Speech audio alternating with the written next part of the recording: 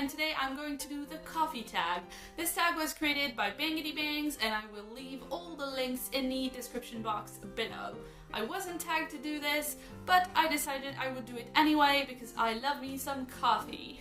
And I realized I should probably be filming with a mug of coffee right now, but it is 7 o'clock in the evening as I'm filming this, and I do want to get some sleep tonight. So we will have to proceed without.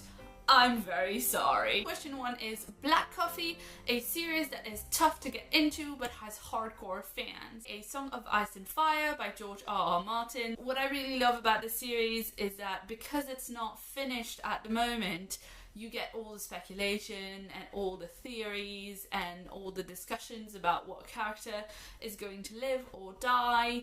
And I love that, especially when the TV show is on, people are just talking about the characters and the books and the show and all the changes they're making and just kind of getting immersed in that universe. Question 2 is Peppermint Mocha, a book that gets more popular during the holiday or the festive season. Letters to Father Christmas by J.R.R. Tolkien. It's a series of letters that he wrote to his children every Christmas, as if his children and Santa were pen pals. He also keeps a narrative going year on year. The letters themselves are really touching because he is writing to his children around the war in Europe, and they're worried and he's kind of trying to reassure them. It's just generally a very sweet but also poignant book. Question 3. Hot Chocolate. What is your favorite children's book? George's Marvelous Medicine by Roald Dahl. It's about a little boy called George who's left alone at home with his grandmother, who is a terrible witch who threatens to eat him. So naturally he decides to make a magic potion to get rid of her. So he goes all around the house and grabs really all kind of weird stuff and throws it into a cauldron. And then shenanigans ensue. When I was little, we had the French edition of George's Marvelous Medicine as a book on tape in my mother's car, and whenever we went for shopping trips or whatever, we would always just whack it in and enjoy the story. We also had Fantastic Mr. Fox, which was my brother's favorite, and it's also a great book, but it does not include potion making. Therefore, it is not as good as George's Marvelous Medicine. Question 4 is Double Shot of Espresso, a book that kept you on the edge of your seat from start to finish. This really has to go to The Martian by Andy Weir. I have not been this invested in a book from start to finish for a very long time. This is the story of Mark Watney, who is a NASA astronaut on a mission to Mars. A really bad storm happens. He ends up getting stranded on Mars on his own with basically nothing to survive apart from what they have brought to Mars with them. He's got to find a way to survive until they can send help, until the next shuttle can come for him. If and only if he manages to send a message back to Earth to say that he's not actually dead. I really enjoyed this book. The science in it was fascinating. It was conveyed in a really easy way. And of course you want Watney to succeed, but you know that he's against terrible, terrible odds, and what is gonna happen? Question 5, Starbucks, a book that you see everywhere. The Fire Sermon. This is a book that's only been recently published, but I've been hearing about it for quite a while. It's set in a post-apocalyptic world in which everybody is a twin, but all of the pair of twins have a great, beautiful, perfect twin called the Alpha, and a twin called the Omega that ends up having a disability. And in that world there is terrible discrimination against the Omega. They're all forced to live separately and they don't have as many rights, but their lives are not in danger because the kicker is that if the Omega dies, so does the Alpha, and vice versa. And the book follows one of the Omega twins who is trying to hide her disability so that they can't tell the difference between the two twins. So that's a really intriguing premise, and I really want to read that, but a couple of my friends have it, so I'm waiting until they're done reading it so that I can borrow it. 6 is That Hipster Coffee Shop. Give a book by an indie author a shout out. And for this one, I'm going to say The Girl Who Tweeted Wolf and Rush Jobs by my friend Nick Bryan. These are in his Hobson and Choy series. So these are darkly comedic mysteries, and they are about Hobson and Choi, who are a mismatched detective duo.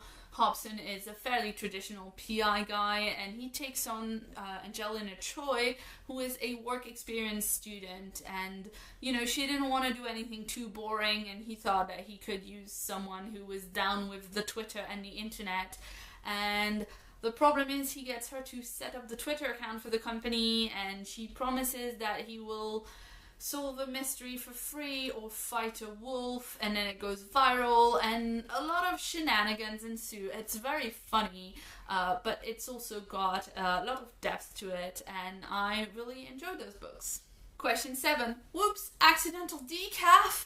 A book you were expecting more from. I'm really sorry, but I'm going to have to say Ready Player One. It is basically a quest story. We have a computer game designer who has created this entire virtual world and is revered by everyone in this universe, and he dies and leaves basically everything that he owns and also all the shares of his company to whoever can find this one Easter egg. And we follow one kid called Wade who's trying to specifically find that treasure to lift himself out of poverty. I really enjoy quest stories, which I think is one of the reasons that I still liked it, even though it fell a bit flat for me. But I think there are issues with the pacing and with some of the reveals at the end. I just felt like there were so many cool things in that universe that could have been explored, but that's not what the book was doing. So, I was a bit meh on it. Question 8. The perfect blend. Name a book series that is both bitter and sweet and still entirely satisfying. For this one, I'm going to say the Tiffany Aching series by Terry Pratchett. I could have said the Discworld books in general, but I haven't read them all, and even out of those that I've read, there are definitely some that I prefer to others, but I have read all 4 of the Tiffany Aching books, and I think they are all magnificent. This is book 4, and it's also a limited edition signed copy, which I got at the launch of the book, where Terry Pratchett was being interviewed, and then he signed some books, so that is very, very special to me. The first 3 books are The Wee Free Men, A Hat Full of Sky, and Wintersmith, and this is I Shall Wear Midnight. They are about Tiffany Aching, who is a young girl who becomes a witch in the Discworld. She is being trained by Granny Weatherwax, and occasionally she has to work with the Wee Free Men to save everything. They are a race of tiny, Pictish little guys who have blue skin and red hair, and they're very, very Scottish and adorable. These are really, really cool books. I wish I could give you a better summary, but I realize now that it's been a while since I've read them, and I don't remember exactly what the big plot point is of the first one, so I definitely want to go and reread those now. So this was the coffee book tag. I hope you enjoyed my take on it, and please let me know in the comments below if you've read any of those books, or if you've got any books that you think I would like to read based on that. If you'd like to see more from me, I recently did a book haul as well as a video showing you how I put together my new shelves. So if you'd like to see any of that, you can check the sidebar next to me. And if you haven't yet, please hit that subscribe button for more videos from me every week. I've been Claire, thanks so much for watching, and see you soon.